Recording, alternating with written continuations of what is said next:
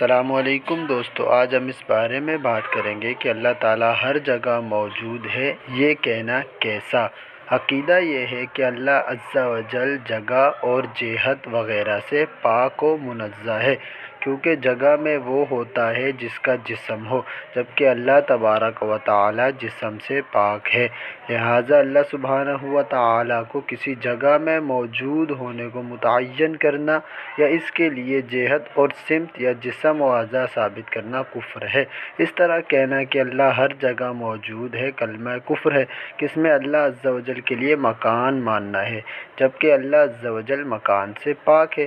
اور اس طرح اللہ ہر جگہ موجود ہے کہنے والے پر لازم ہے کہ اس کلمہ کفریہ سے توبہ کرے، تجدید ایمان کرے اور شادی شدہ ہونے کی صورت میں تجدید نکاح بھی کرے۔